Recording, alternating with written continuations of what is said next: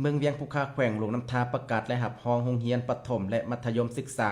41แห่งเป็นโรงเรียนปลอดยาเสพติดศกเรียน2024-2025พิธีได้จัดขึ้นตอนเช้าวันที่9มังกร2026อยู่ที่สโมสรโรงเรียนมัธยมสมบูรณ์เทศบาลเมือง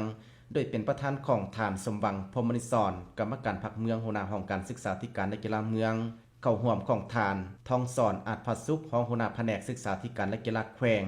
มีห้องหัวหน้าห้องการศึกษาธิการและกีฬาเมืองมีคณะผิดสอบควบคุมยาเสพติดผู้อำนวยการโรงเรียนหัวหน้าหมวดและน้องนักเรียนเข้าร่วมในพิธีทานกำเงินแก้วบุญทองห้องหัวหน้าห้องการศึกษาธิการและกีฬาเมืองและรายงานผลสำเร็จการจัดตั้งปฏิบัติการสร้างโรงเรียนให้เปลี่ยนโรงเรียนปลอดยาเสพติดซึ่งห้องการศึกษาธิการและกีฬาเมืองได้เริ่มจัดตั้งปฏิบัติมาแต่ศกเรียน2011-2012และจนถึงศกเรียน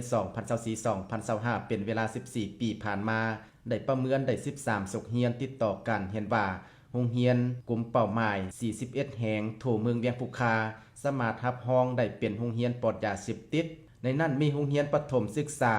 31แห่งโรงเรียนมัธยมตอนต้น5แห่งโรงเรียนม.ปลายชนเผ่า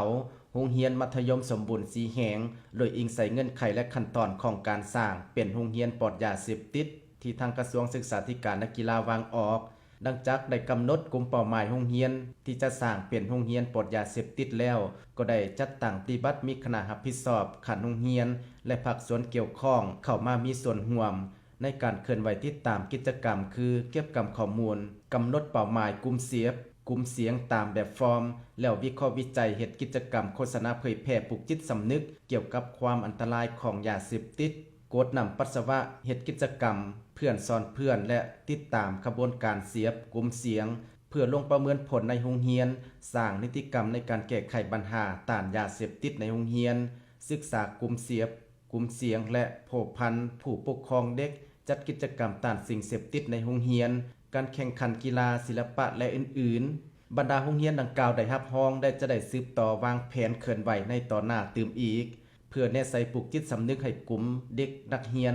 เข้าใจอย่างลึกซึ้งต่อกับผลร้ายของยาเสพติดในแต่ละปีโดยการมีส่วนร่วมขององค์การจัดตั้งต่างๆที่เกี่ยวข้องก็คือชุมชนและผู้ปกครองเด็กจุดประสงค์ก็เพื่อเป็นการแก้ไขปัญหาแพร่ลามยาเสพติดอยู่ในโรงเรียนเพื่อให้คนหุ่นนุ่มหลุดพ้นออกจากสิ่งเสพติดและต้านสกัดการปรากฏการย่อท่อต่างๆที่จะสร้างความยุ่งยากและกดโน้มถ่วงดึงการพัฒนาเศรษฐกิจสังคมและการพัฒนาทรัพยากรมนุษย์โดยสมทบกับภาคส่วนเข้ามามีส่วนร่วมเพื่อหาวิธีแก้ไข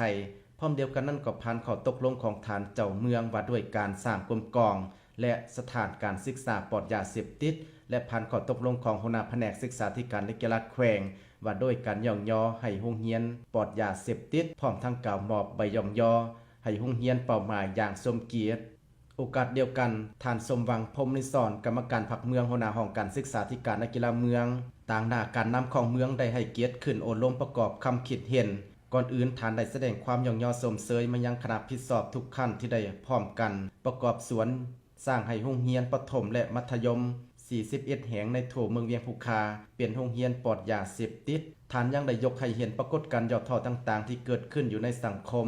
ปัจจุบันที่ส่งผลกระทบต่อประเทศชาติต่อสังคมและชาวหนุ่มนักศึกษาต้นเหตุสนใหญ่แม่นมาจากสิ่งเสพติดฉะนั้นถ้าพวกเขาบ่มีสติบ่มีหลักมั่นและบ่ร่วมมือกันสกัดกั้นก็จะตกเป็นทาสของสิ่งเสพติดเดินหน้าต่อไปได้ยากท่านยังได้เรียกร้องให้พ่อแม่ผู้ปกครองนักเรียนก็คืออำนาจการปกครองบ้านช่วยกันในการศึกษาพรมแนวคิดเป็นหลักในการก่อสร้างวัยหนุ่มนักเรียนคณะผิดสอบขันเมืองขันโรงเรียนทุกภาคส่วนเกี่ยวข้องต้องหันมาให้การช่วยเหลืออย่างใกล้ชิดและเอาจริงเอาจังเพื่อเฮ็ดให้ปัญหาสิ่งเสพติดหมดไป